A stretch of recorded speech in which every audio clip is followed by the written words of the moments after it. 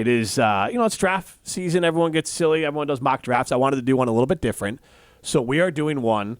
It's going to be called the Nightmare Draft Scenario, and then we're going to do a Dreams one on Wednesday. The Nightmare one is basically, what do you think the nightmare pick for the Green Bay Packers would be? And obviously, Molly and Matt are going to provide a different perspective on that than I will. But then we're also going to do a nightmare pick for one team in the NFC North. We're all assigned a team. And again, what pick would work against the NFC North the most? We're all fans of NFC North teams here. So let's get into it. Ain't this what they've been waiting for? Draft week is here. Know what you know and know what you don't know. You ready? You know things can change. First, second, third, you're expecting those guys to be good players, right? The sleepless nights will come to an end, for better or for worse. See my dreams unfold, nightmares come true. Is this going to be the draft of our dreams or the draft of our nightmares? Yeah, guys, you heard it from the foreboding voice there from our big voice guy. Is this pole dancing? Yeah, this isn't Friday. It's a Monday, Molly. Get out of here. Pole dancing on a Monday. Like Jim said, we'll all give our nightmare picks for the Green Bay Packers, the person we have our sleepless nights thinking that they might draft in the first round. And then we'll also give our nightmare pick for if that player ends up on another team in the NFC North, it's a nightmare for the Packers, or in Jim's case, it's a nightmare for the Bears. So why don't we start with the nightmare picks that we all have for the Green Bay Packers.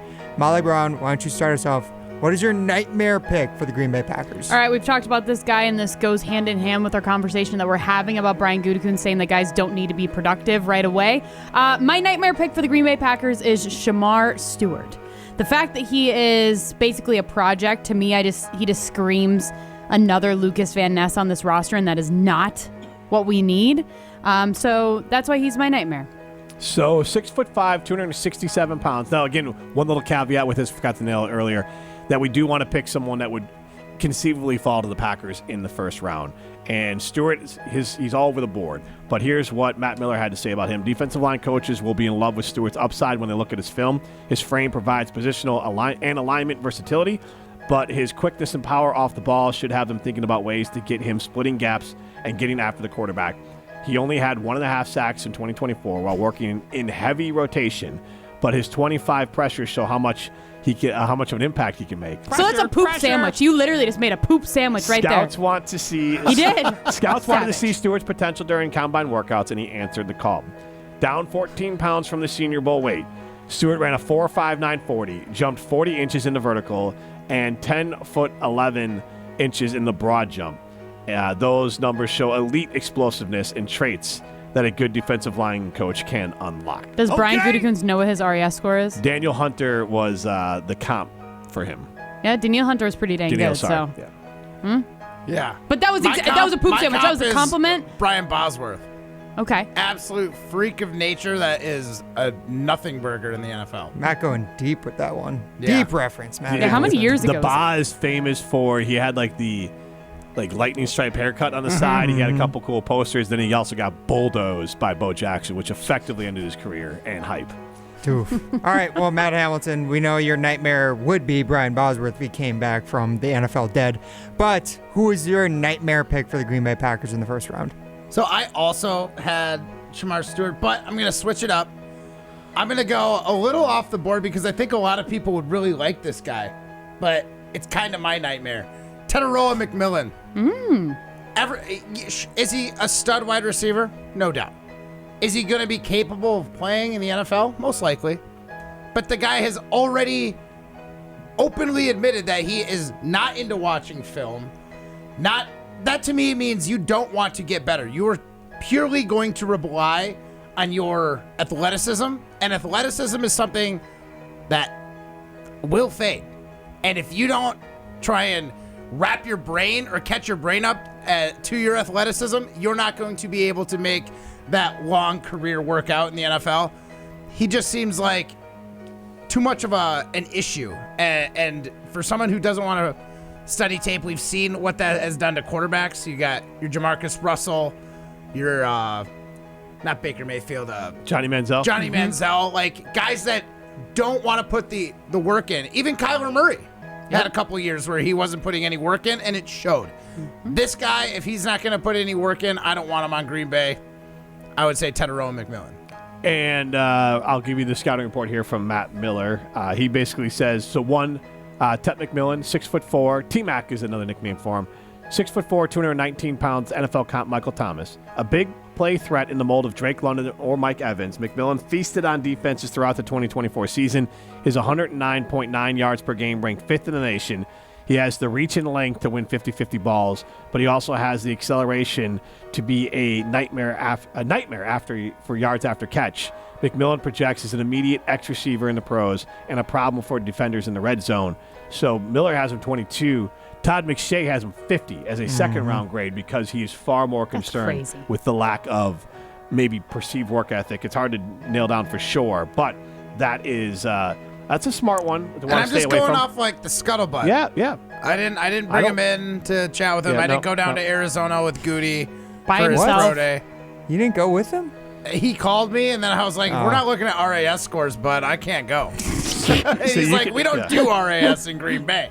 You can chime in on what you think would be a nightmare pick for the Green Bay Packers, 844-770-3776. Well, Jim, do you have one as well? Carbos Talking text line, list is more. Mine is Will Johnson.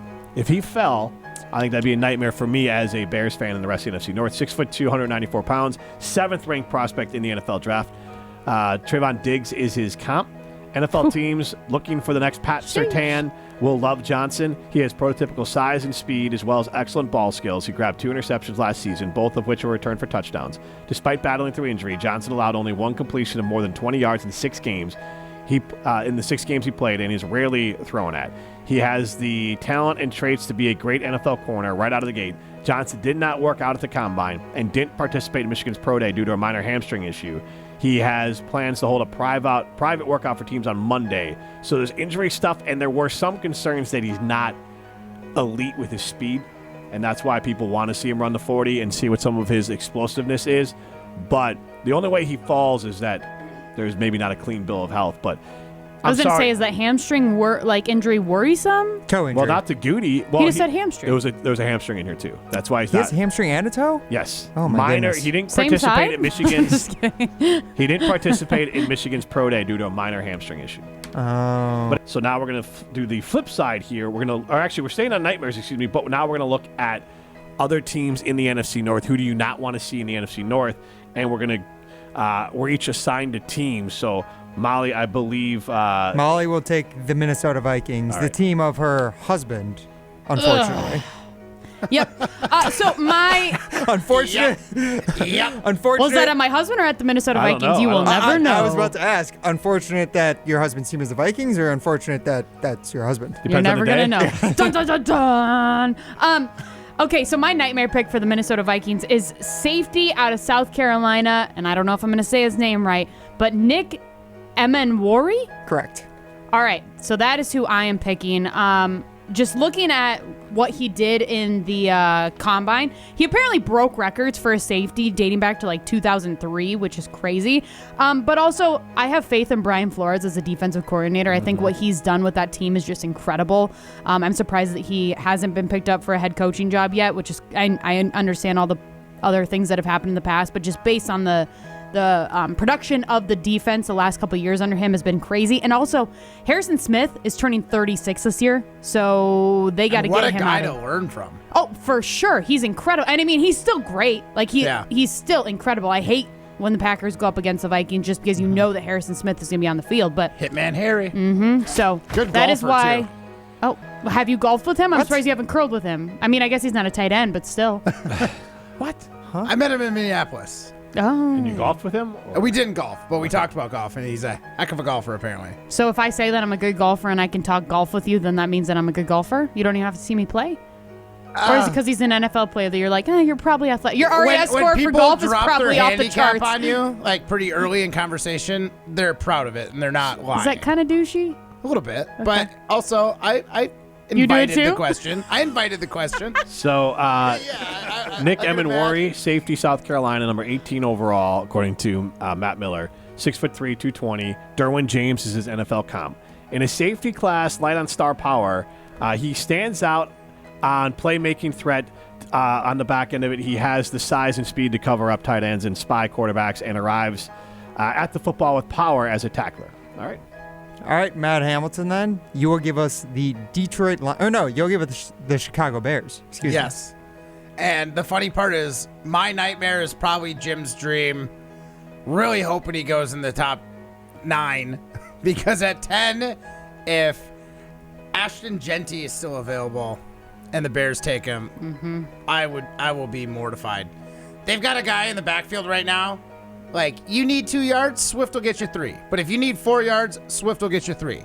And I like that for the Bears. I want them to stick with that. If they got a dynamic running back to go, who, for all intents and purposes, is very similar to Jahmyr Gibbs as far as speed and size, we know Ben Johnson and what he's able to do with a solid backfield. Like, he made Jared Goff look like an all-star because that backfield was able to take pressure off of Goff.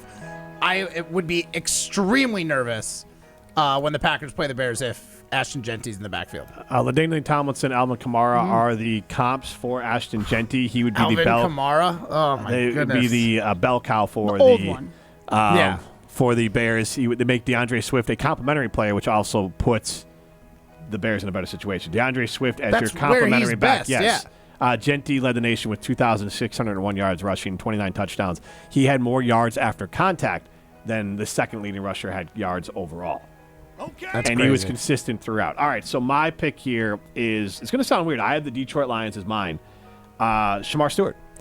I think if Shemar Stewart goes to the Detroit Lions with Hutchinson, that defensive room, Dan Campbell, it's just one of those picks. Different reasons why he might be on the board than Jalen Carter. But like Jalen Carter, the Bears could have had him. They traded back. They got Darnell Wright. And part of their reasoning was up front that Jalen Carter had some off-the-field issues. They had a very young team. He had some maturity issues as a football player too. And they didn't feel like they were going to get the most out of this young man when their entire defense was incredibly young, devoid of leaders because they were in the middle of a rebuild. So they kind of said, we don't trust ourselves with Jalen Carter. And he obviously has been a star for Philadelphia. I think a guy like Shemar Stewart, his best chance to succeed is to go to a team like Detroit where he can be and put into positions to succeed, but then also, if anyone's going to get that football dog out of you, it's Dan Campbell. Yeah. It ain't Matt LaFleur, it ain't Jeff Hafley, it ain't Ryan Pohl or Dennis Allen or Ben John. It's Dan Campbell if I'm looking to the north. So he would be worst case scenario. I think if he went to the Lions, I think the Lions would have another beast defensive lineman. Did you purposely make the beat drop right when he said dog? That was just perfect timing. That was wonderful. That was just perfect timing. Well Poetic. done, Jim. Thank you. Yes, I've been working on that for a while.